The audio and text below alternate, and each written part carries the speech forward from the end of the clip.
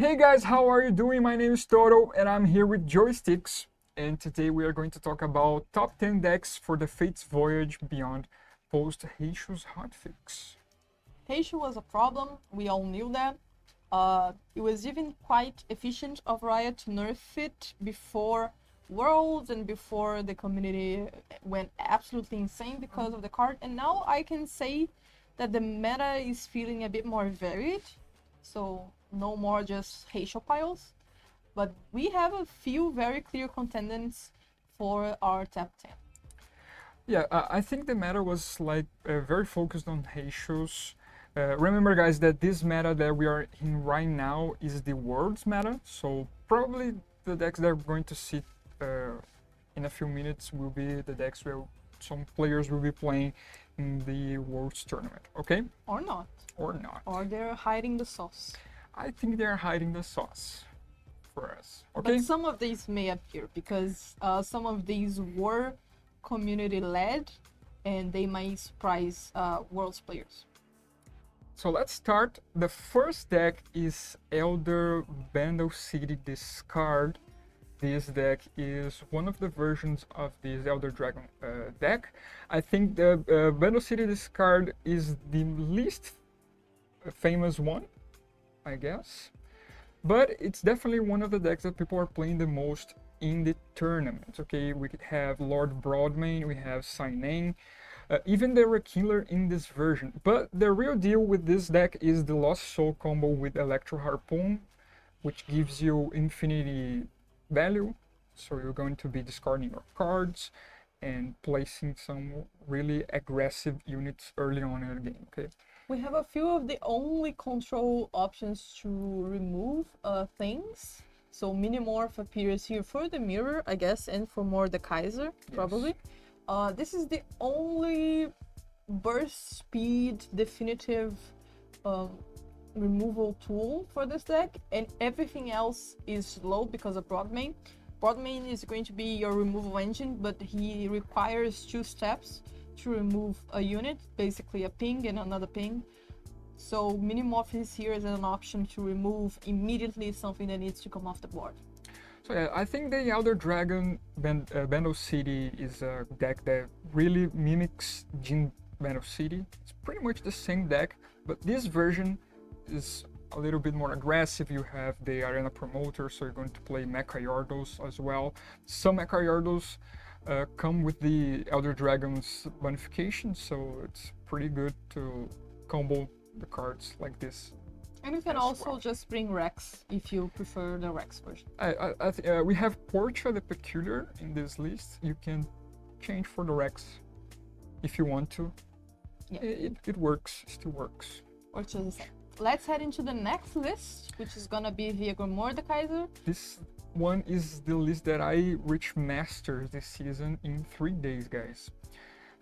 We have some pretty, I might say it's kind of strange combos in this deck, but it's very good against mirror matches, against other Mordekaiser lists, because Viego pretty much blocks the board and your opponent cannot do anything. Yeah. There's a few options if you think this list is way too heavy to deal with aggro, for instance. You can add Fading Icon and remove some of the other tools here if you'd prefer. The units... You can change Thread the Needle, you can change the Amalgamation, even the Spectral Hound, Iron Hound, you can pretty much change for the more early game focused units so you don't lose immediately for aggro players. Yeah, but the units that you definitely want to keep, regardless of what you change, are Viego Mordekaiser and Legion of the Savage. They are going to be responsible for the big turn 7 combo with Viego with Deathless being killed by Mordekaiser, and then you have 2 Viegos on board. It's practically too much value for your opponent to deal with. The only real answer for this combo right now in the game is Ruination, and most people either don't play decks with Ruination or don't even have an archetype that would benefit from Ruination. Mordekaiser archetypes don't really benefit from Ruination. You much prefer bring him his spell, the 10 cost mana spell. So yeah, this is pretty good deck. Competitive. Competitive, yeah. I think for the ranked, pretty much you're going to win all the mirror matches against other Mordekaiser decks. Even the stronger ones like with Morgana and Kai'Sa. Because Viego is pretty strong, Viego just locks the board. You play Viego on 6, then Mordekaiser on 7, and you just win the game immediately. Point. Other thing, you're playing Rite of Negation, which is a pretty good card in this meta. A lot of people are playing Vengeance and Shadow Isles, so Rite of Negation and Negation in general, in Ionia also are pretty good in this meta. In this deck specifically, you can change the Darkened Blood letters for your Vengeance also if you want to play this kind of more control-ish type of deck, okay?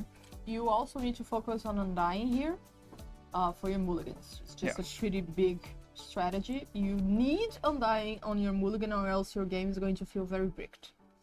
So let's go to the next one. This is Vayne Elusive. It's a pretty good deck for your ranked mode. Imagine Vayne Atrox, but your units are elusive. You're playing with Sumpworks map, you're playing with Scavengers, Scamcloak.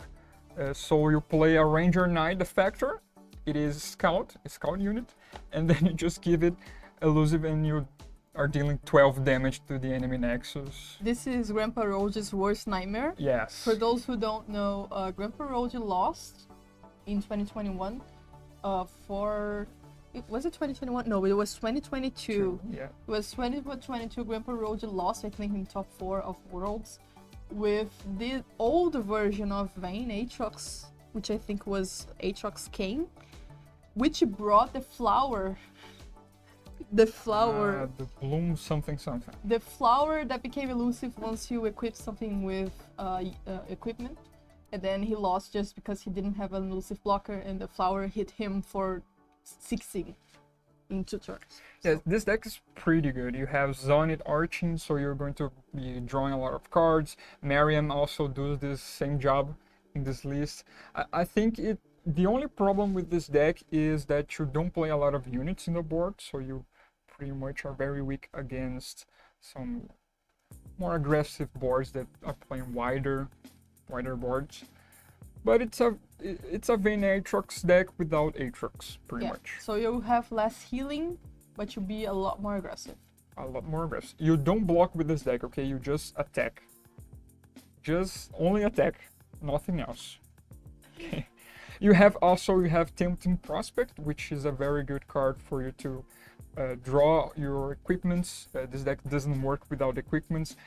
The best equipment in the deck is the Darkened Harp, which is the only one, actually. That's why we are playing with Piltover Dawn. But we have Piltover Castaway if you need some other equipments. Also Combat Cook, which is a very staple card for this archetype. We also bring Scholarly Pioneer for an Explorer option if you need to deal with something. As it has Challenger, it brings a lot of options for you to control the board a little bit. Yeah, so let's go to the next. Let's go to the next one. Let's go. I brought you some some professional players that are playing in those tournaments, grassroots tournaments here in Brazil. And this is the champion of the last one, this Tuesday. And he brought Morgana and Mordekaiser with the Mage Seeker Inquisitor, which is the machine card that plays the suppression. Yeah, this is the stacks deck that it's becoming a lot more popular in lore nowadays. People will hate you if you play this because it is pretty taxing on your opponent. Your opponent doesn't have a very nice experience if you're playing this, but it's still very strong and has one of the best removals and combos in the game. The idea is to place the suppression curse through the Mage Seeker Inquisitor and then keep killing him and reviving him. You can bring this combo like several times and end up not letting your opponent play for the rest of the game. The difference is Mordekaiser actually has a win condition, so eventually you will win the game through the draining effect. But until you get there, your opponent will be cursed to hell and back. He will be basically. miserable. They will be miserable. Yeah. So it's a pretty good deck for the competitive scene. Also in ranked mode, it's one of the terrorist decks. Yeah. I think this one loses a lot for the Viego Mordekaiser one. Okay? Because curses are pretty weak against Mordekaiser in general. Yeah. Okay, so let's go to the next one. This is the answer to Elder Dragon in the meta. Okay, we have Volibear Ramp. We only play the Volibear as a champion, but we have the board here. We have She Wonders and a lot of ramp. So the thing is, because Elder Dragon decks are very, very slow, and you are humping mana and you are playing Vengeance, you're playing some Shadow Isles removals, you pretty much will be ahead all the time because you're going to play your late game cards faster and your late game cards are more explosive, let's say it like that, in the board. You also pretty much will destroy every follower in your opponent's hand if you play She Wonders.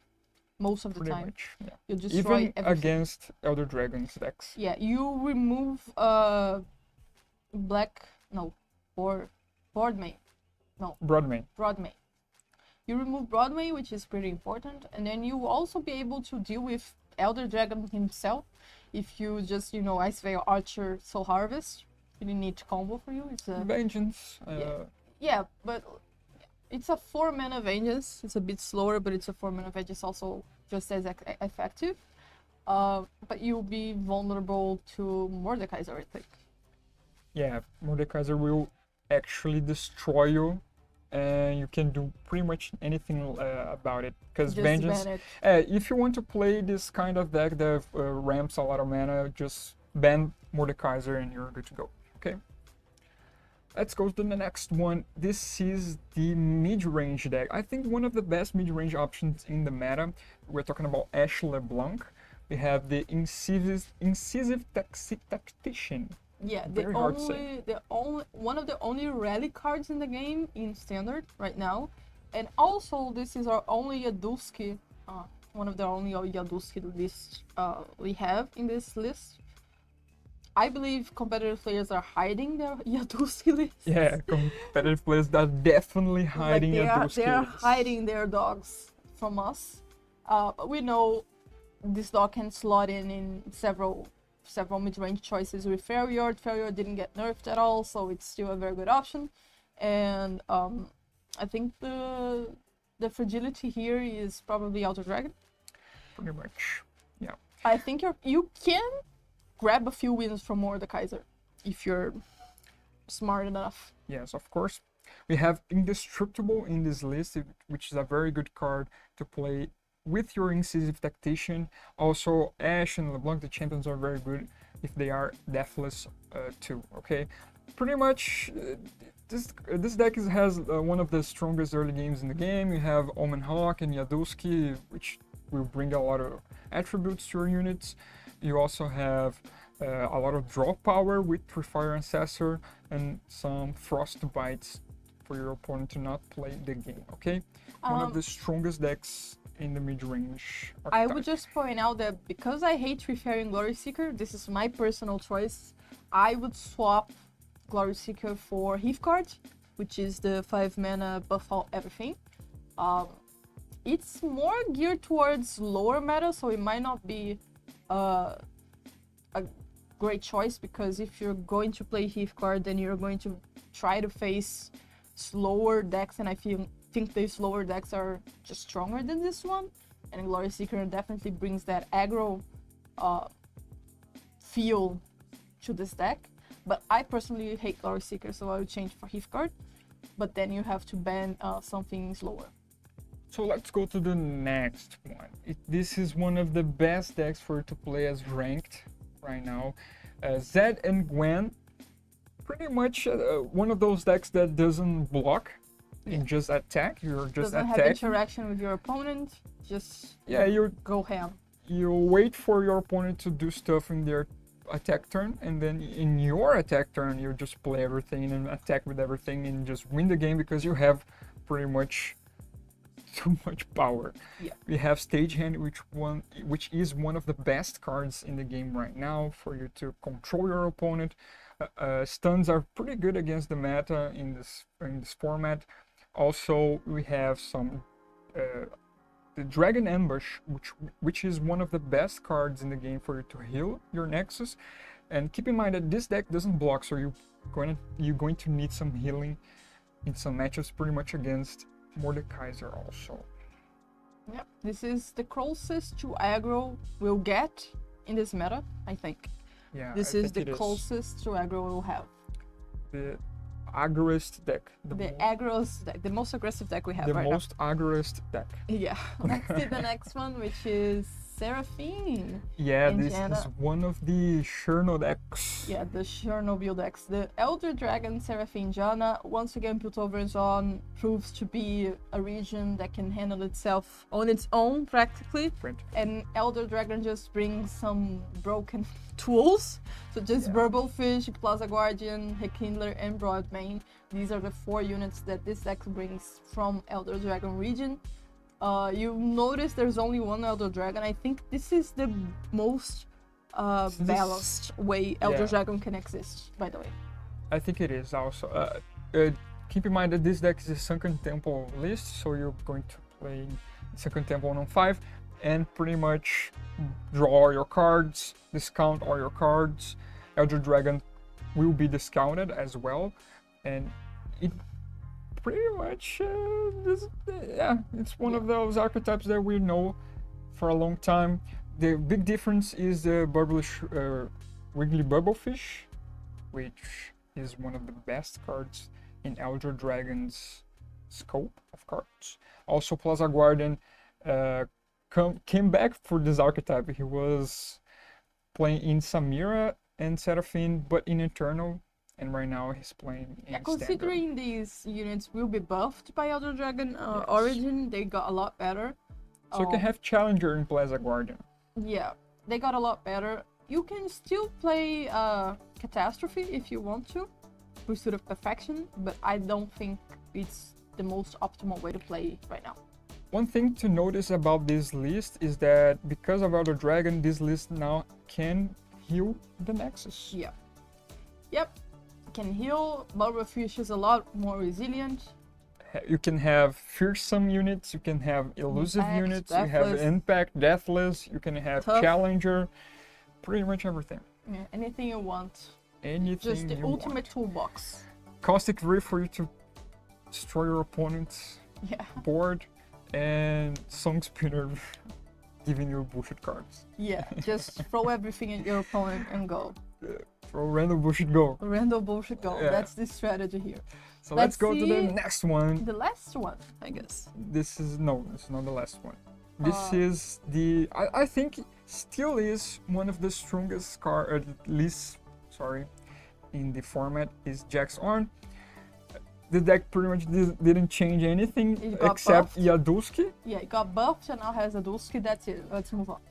But I think this archetype reached a point where it is so perfected that you cannot change anything. Yeah, this is it. This is it. This is it. This is the final Jax Orn list. Only if you want like another Harsh Wind or Buried in Ice, maybe. But I think this list in general is perfect. Yeah. You cannot. I don't recommend you to change anything in this list. You have the perfect deck for the perfect format for the. If you want to play this in ranked, you're going to be successful. If you want to play this in tournaments, you're going to be successful. So you can see Senpai here as the name of the player. He was 4-0 in the Runta Royale, Last night and was the champion of the last night with this tournament with this list. Yeah. Yeah. This is one of the Yadulsk lists that I think players are not playing because they already know how to play those, so they don't need to train it, and they already know it's very strong, so they don't need to do any further Yeah, testing. one of the strongest decks in the game for 6 months. Yeah. 6 months. Close to 6 months, yeah. So let's go to the last one, and the last one I recommend you to play in the ranked ladder. I think is the best deck for the ranked ladder right now because it is one of the fastest decks in the game. You are playing with just 3 spells, or 3 copies of Form Up, and the Elites package. Elites package. With Enraged Fire Spitter and Ardent Tracker. This is also a major counter to Mordekaiser suppression shenanigans, because you have no spells, so you're not bothered by people suppressing you. It's also very fast. Very fast. I think it is the fastest one. Yeah, it's one of the most aggro decks. This is an aggro deck, don't be fooled. This is an aggro deck. I know it doesn't have any burn except for Enraged Fire Spitter, but it's an aggro deck. You can also play Sign in this list if you are missing some draws, if you want to draw cards. Yeah. And you can change Petricide Broodwing for Jarvan. 1 copy of Petricide Broodwing, because Petricide is not an elite card, so it doesn't synergize with the rest of the deck. So you can change this specific card for Jarvan, and you can play 1 copy of Jarvan if you want to. Yes. So that's it, guys. Those are the top 10 lists for you to play in Runeterra right now after the Heisho nerf. I hope you guys liked it. I hope you guys test all of these out in community tournaments or the ranked ladder. And yeah, leave your like and subscribe to our channel if you want to see more of this content. Leave your comment down below which list we will try first. And we'll see you guys next week. Bye bye.